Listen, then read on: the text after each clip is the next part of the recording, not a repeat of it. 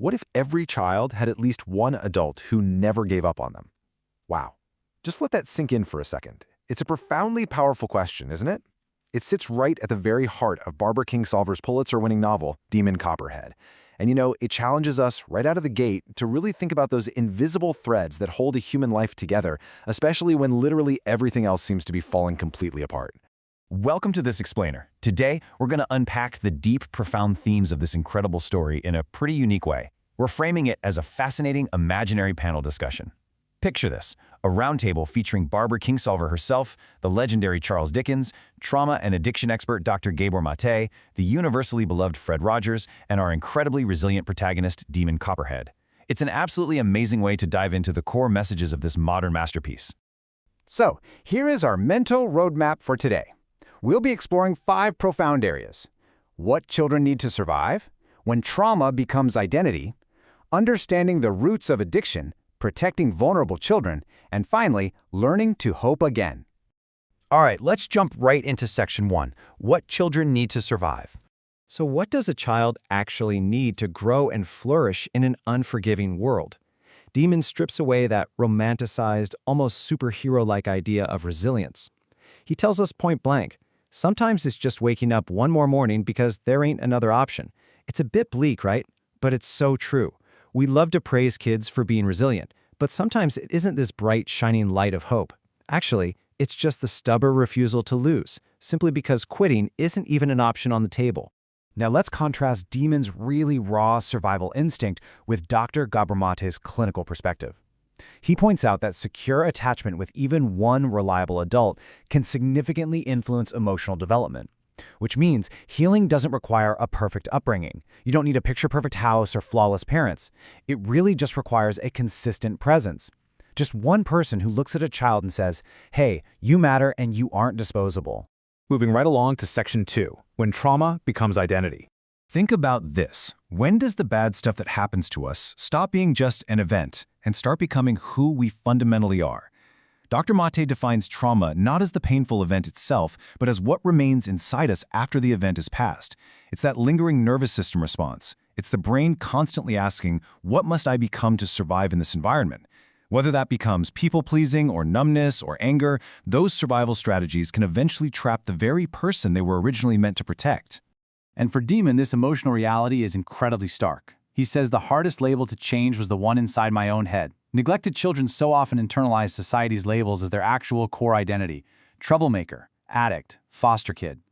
When you hear those things enough, you just start to believe them. The absolute greatest hurdle isn't just surviving the bad people, it's believing that the good people are actually real and that you yourself are worthy of them. Okay, let's shift gears to section 3, understanding the roots of addiction.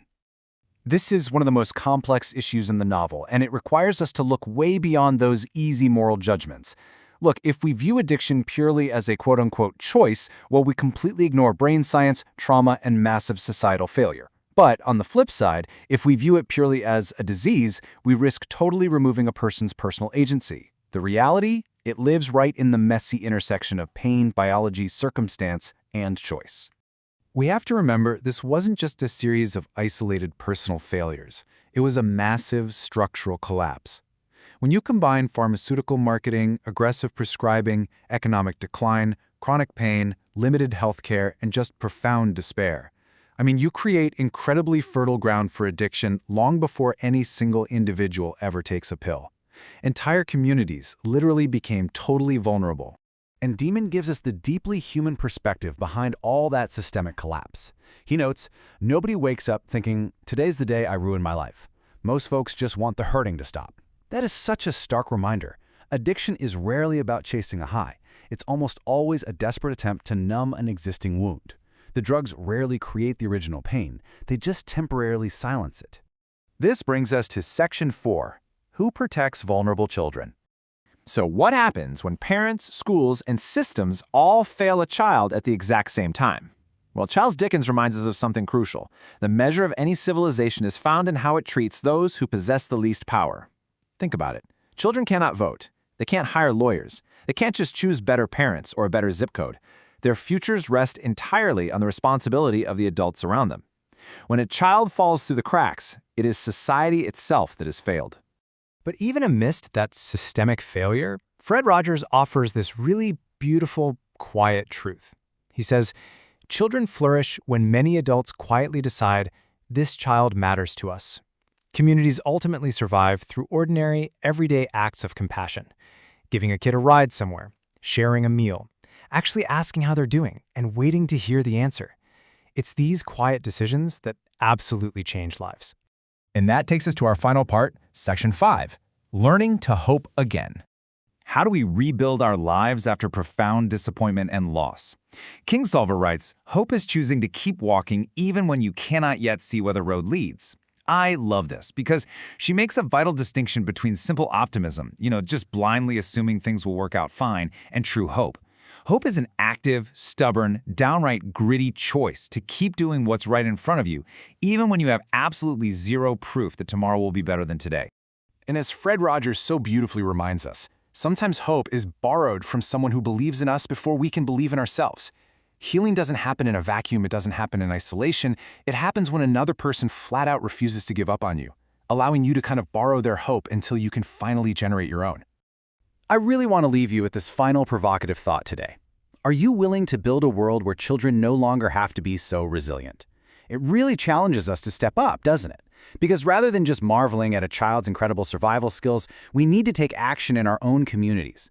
We need to become those trustworthy adults, the better neighbors, and build the reliable systems that make such extreme childhood resilience completely unnecessary in the first place. And that wraps up our deep dive into the themes of Demon Copperhead. The concepts we've explored today are really just the tip of the iceberg. I highly, highly recommend checking out the full source text. It's incredibly moving and thought-provoking. Also, if you want to read the full imaginary conversation that actually inspired this explainer, you've got to visit imaginarytalks.com/Demon Copperhead Explained. Thank you so much for learning with me today, and keep exploring.